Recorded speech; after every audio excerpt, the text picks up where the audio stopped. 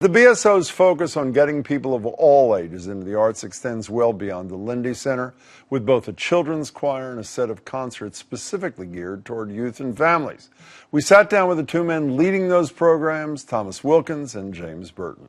Tom and James, thanks so much for being here. Really appreciate it. Happy to be here. People know you from the Tanglewood Festival. Of course, we'll talk about that in a minute. They also, I'm sure you want to talk about Boris Johnson. We'll do that in a couple of minutes too, James. Why'd you just swallow when I say that? In any case, but the Boston Symphony Children's Choirs. Tell us a little bit about them. Yeah, we've got a new choir in Boston, and it's very exciting. And this choir is made up of singers who are between the 5th and the 9th grade. And they've been joining us for rehearsals over the last year. We started with a concert.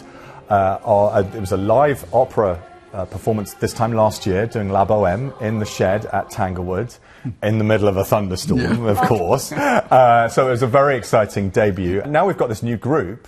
We're finding more and more opportunities for them to be involved in the life of the orchestra, which is exactly what I had in mind and could see would be a wonderfully positive thing to do. So Tom, you're thinking very much about kids' program when you're putting together your concert, but I had the opportunity to interview you once before, and you told me about going to a concert yourself, I think when you were 8 years old? Yeah, for me it was more about hearing the sound and the voice of the orchestra that was so captivating for me. And I mean, the very first thing that they played was the Star Spangled Banner. I'd heard that before, but I'd never heard it in the voice of an orchestra.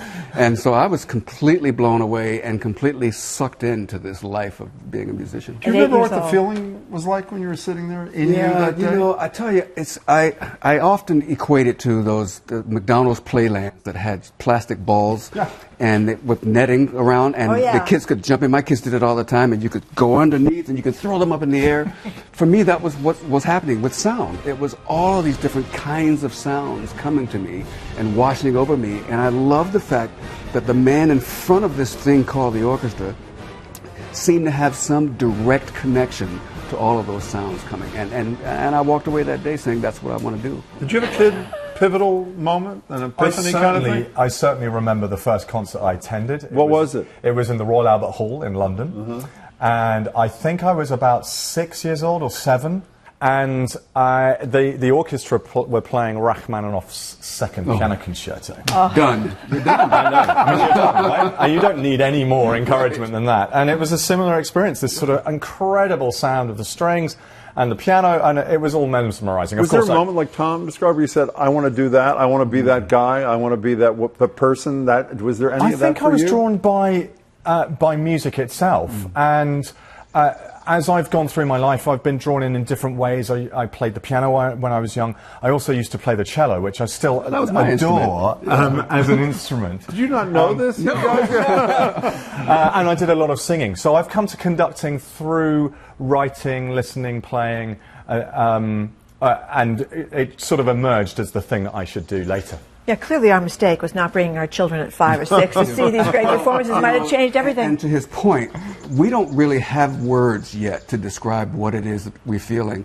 or the impact of what it is that we're hearing. We just know that we're different. And this is all the more reason why this children's chorus is so special, because they don't necessarily have words.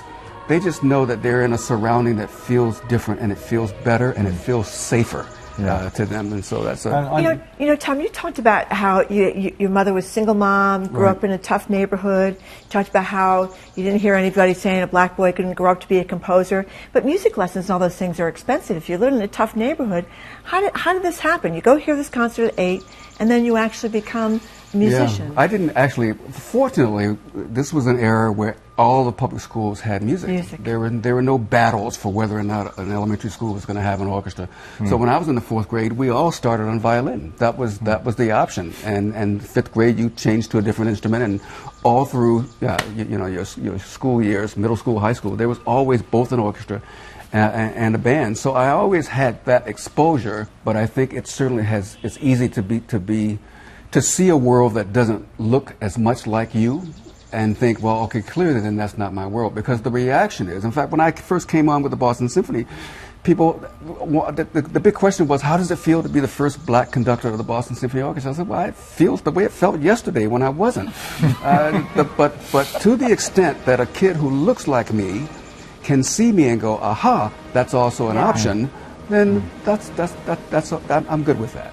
James, tell us a little bit about the festival chorus. I think when I learned that they were volunteers, I thought, this is amazing, because these people work really hard. They're unbelievably talented. They are. Yeah. And they are here 3 times during the summer for nearly a week each time. So for the Tanglewood Festival chorus, we go in deep, and we spend a lot of time rehearsing and so on. So I remain amazed at the amount of time they are able to commit to us. Well, you're also too modest to mention that you volunteer your own time to do this too, which is wonderful. Oh, you don't? It's been a delight to do some of those concerts myself. Before you guys go, give me a sentence or two, each of you, on Tanglewood and what it feels like to be doing your work here. You know, I have the same feeling about Tanglewood as I have about working for the Boston Symphony Orchestra. What I think most is that what a privilege and a gift it is to be a part of history.